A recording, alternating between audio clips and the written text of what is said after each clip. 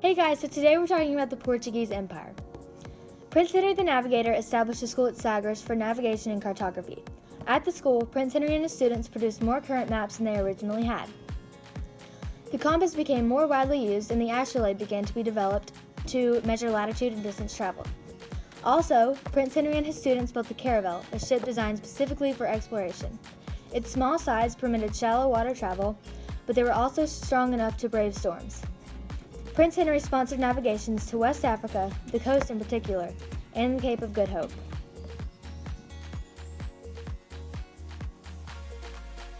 They explored some communities and kingdoms in Africa before others. The main reasons for early Portuguese-African interaction involved commercial, military, and religious interests. Some African leaders were willing to trade slaves for gunpowder weapons like cannons.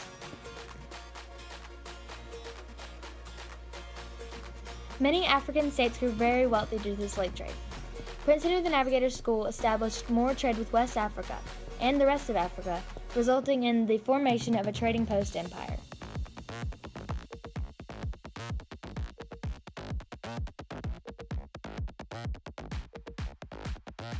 Gunpowder played a large role in Portugal's ability to go into the Indian Ocean.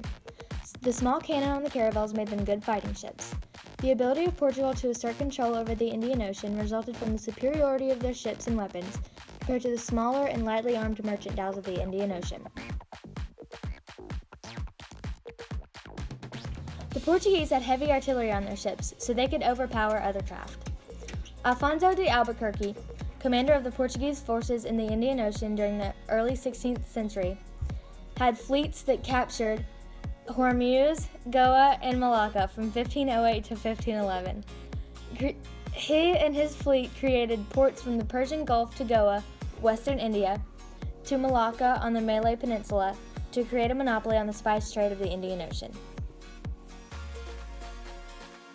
Both Spain and Portugal attempted to control the trade of their American colonies.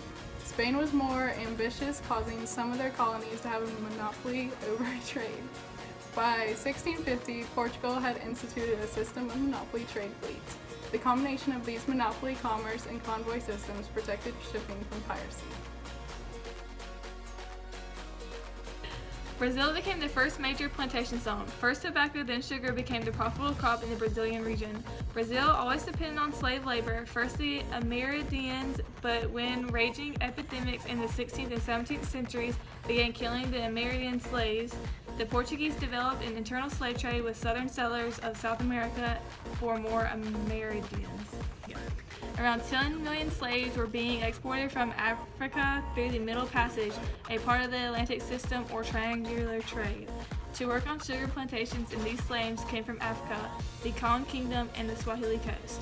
In Brazil, there were more slaves than free population, and because of the main exportation of male slaves, gender imbalances resulted in Africa.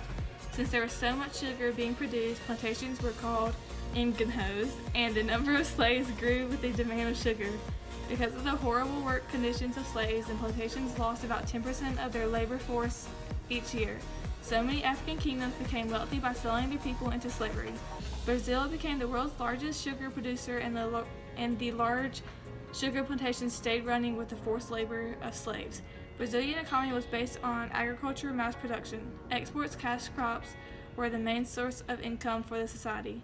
Despite the addition of slave exportation to the Americas, Africa would still continue to sell slaves to Indian Ocean and the Mediterranean regions. The Atlantic system grew tremendously, but continuing with the past was shown in the exports of these regions.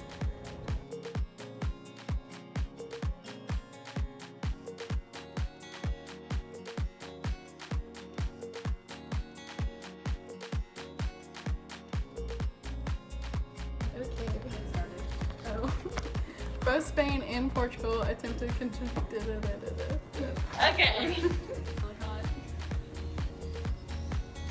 I'm not putting this part in the first. What are you doing? You didn't tell me to go! I said ready? No, you didn't. Yes, I did. Okay, let's go. Many African states grew very wealthy due to the slave trade. Basically, Prince Henry the Navigator stole Brasilia started over. I'm